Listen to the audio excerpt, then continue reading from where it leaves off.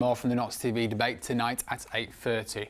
Now, if you've seen Martin on Notts Tonight, you'll know he's a multi-talented icon. He's a teaching assistant, a DJ, even trained to be a priest. One thing you might not know is he's a sensational dancer too. Check this out, all the way back from 1993.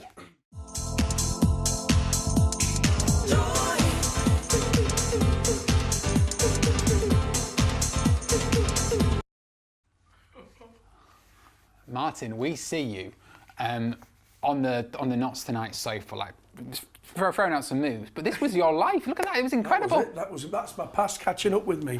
But I used to do that every night. I mean, we're talking 7 or 8 years DJing, most nights dancing. Really? And it used to keep me nice and slim then. But you know, obviously I'm not dancing as much these days now. So you moved on to DJing. Yeah, but I love DJing. I mean that's.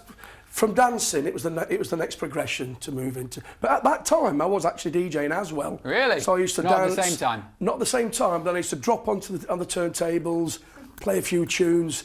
And then just leave it rolling. Did you know how many minutes you had on the record so you could like, go and then come back? No, we'd do a quick dance set, and then the other DJ would come on, and then some of the podium dancers would say, give us a bit of a hand here. Go on then, you have a quick rest, and I'd get on filling a bit. And then the next minute, another podium dancer would come up, and I'd get back down again. Then the DJ say, do you fancy doing a bit of deep? Yep. So you were on the TV doing this? Constantly. You were on the TV, right? Oh, yeah. Well, yeah. I did loads of stuff. I did a dance programme called Solid Soul. I used to go to London to do that. Part of the Solid Soul dance team. Hitman and Her, we were part of that as well. We used to do loads of stuff dancing-wise. So, yeah, I still love it. Dancing was my life. You never cease to amaze me. And it's about time you sort of shared some of your wisdom, your talents. We're not going to do dancing because, as we saw earlier, I don't think I'm halfway limber enough to pull off those moves. But you've brought in some records. And I think it's really interesting to talk about how, if you wanted to take up DJing, how you'd start, what you need. I think the first thing for DJing is you need a passion for music to start off with. And once you get to know all your music, you can decide then what sort of DJ you want to be. Do you want to be a mobile DJ, which I take my hat off to, because they have to know all the different genres of music. Or something what is a mobile DJ? Well, like a mobile, he brings his speakers, he gets his set up there, and he'll do weddings, but they're there with the crowd, you know what I'm saying? And they'll get all the requests, and they're right in the thick of it. But then you've got these so-called trendy DJs that don't have to talk to anybody, they just play a nice set and twiddle a few buttons. To me, that's the easy side of it. When you've got to work with Joe Public, that's real hard work because you've got to take requests and they're not always that easy, and you might have a set that you want to play and you've got someone coming up to you saying, can you play this and can you play that?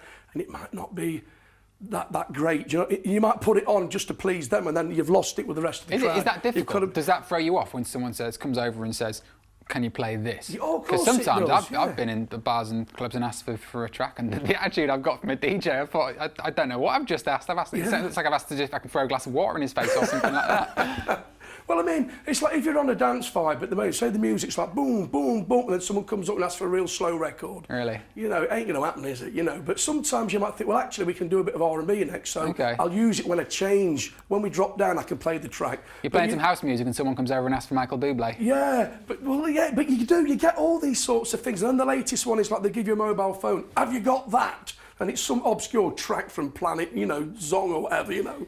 Oh yeah, I'll just pull it out of my box, look, you know. There's so many things hit you when you're working with the public, and you've got to deal with it as well as perform. If you want to start, what advice would you give to someone? What do you need to go out and do? I would say learn about the music to start off with, and records, like for example this one. If you look at the vinyl, they've got little shapes, they've got little grooves in with different patterns, and there's breaks in the record, and the places where you can mix records. Okay. So you might say, I need to on the record. There's little marks you can put on your record to know good places where to bring a mix in. Learn your trade. Because there's people used to do it with like crayons, didn't they? And yeah, some people put markers, put stickers in there, but you can learn where you can mix two tracks together.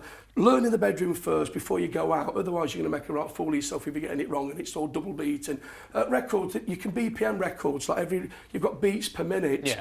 Put all the beats per minute on each record on the corner so you know which is a fast record, which is a slow record. Learn where the best places are to mix the tracks, and then you can go out there and you can like be creative and you can do a set that's nice. You ever fancied it, Claire? Do you ever think, you know what? Being DJ? Sack off this running lark.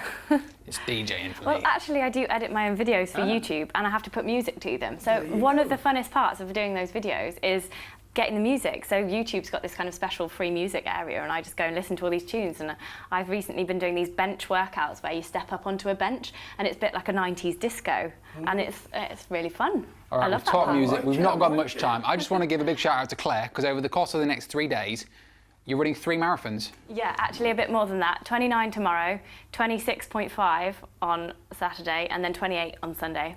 You'll be. It's called the Druids Challenge. The what challenge? Druids Challenge. Druids Challenge. It's on the Ridgeway footpath from Tring to Swindon. You'll have sore legs come Monday. Yeah, All right, 84 thanks miles. Martin. Thanks Claire. Thank you for watching. See you